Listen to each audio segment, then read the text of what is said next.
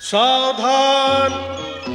चंद्रकुलभूषण, कुरुकुलभूषण, पांडुनंदन, नीति निपुण, हस्तिनापुर नरेश, धर्मावतार महाराज युधिष्ठिर राज्यसभा में पधार रहे हैं।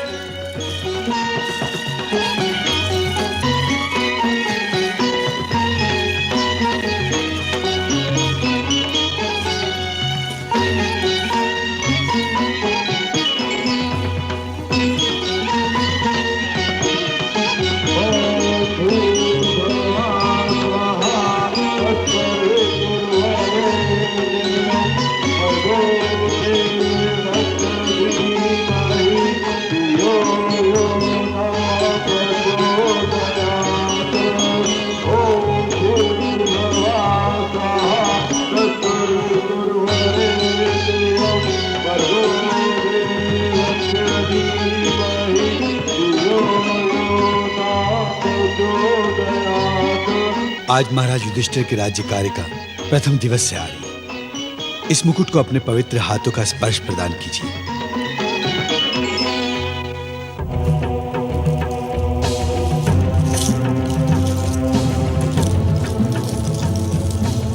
आइए भ्राताश्री।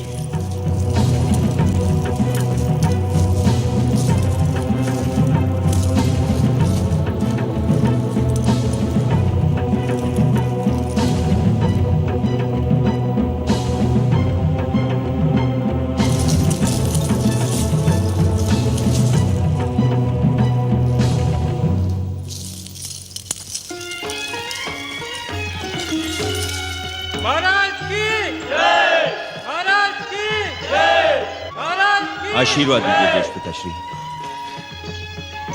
आयुष्मान भव।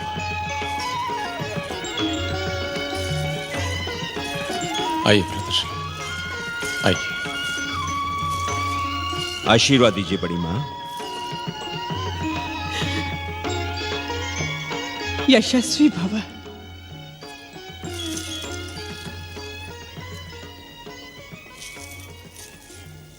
आशीर्वाद दीजिए कुलगुरु। आयुष्मान भव। आशीर्वाद दीजिए माताश्री। अपने राजधर्म का पालन करना पुत्र। यशस्वी भव। जो आज्ञा माताश्री।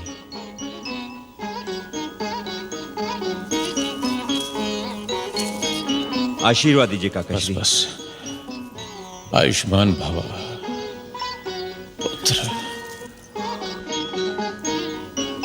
चलिए महाराज, इस सिंहासन पर विराजमान होकर हस्तिनापुर तथा इस राज सिंहासन को धन्य कीजिए।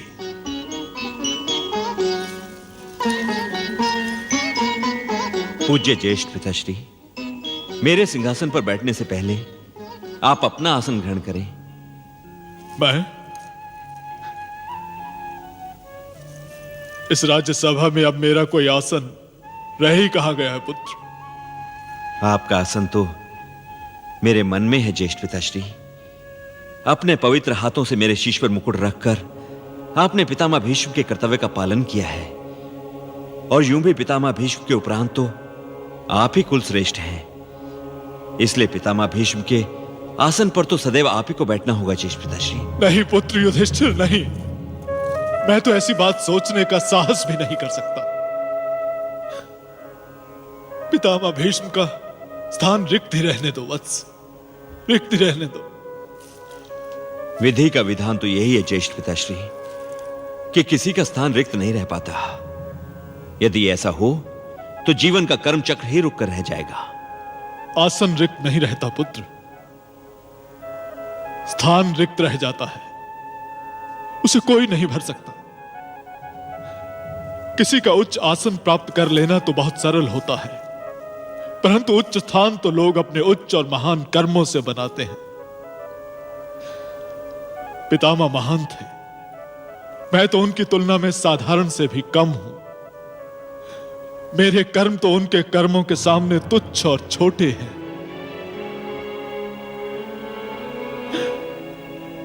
जो लोग चले गए, कदाचित उनका आसन तो रिक्त नहीं रह पाएगा, परंतु उन महान व्यक्तियों का स्थान तो कोई भी नहीं भर सकता, कोई भी नहीं।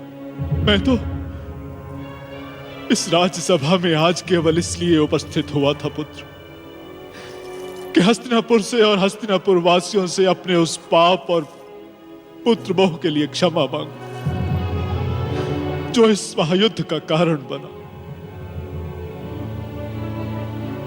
तुम हस्तिनापुर नरेश हो, तुम भी हस्तिनापुर वासियों से कहो कि मुझे मेरे उस अपराध और दुष्कर्म के लिए क्षमा कर दें। इस राज्यसभा में आज जो महापुरुष उपस्थित हैं, मैं उनसे भी विनती करता हूं कि मुझे क्षमा कर दें। ज्येष्ठ पिताश्री,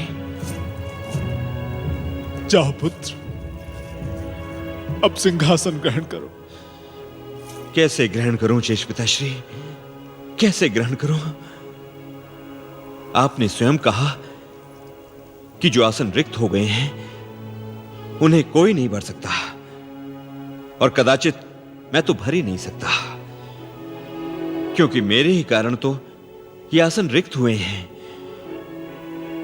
ज्येष्ठ पिताश्री, सत्ता का मोह तो मुझे भी था, और इसीलिए तो युद्ध हुआ था, और युद्ध के इस दायित्व से मैं कैसे बच सकता हूं ज्येष्ठ पिताश्री, कैसे बच सकता हूं?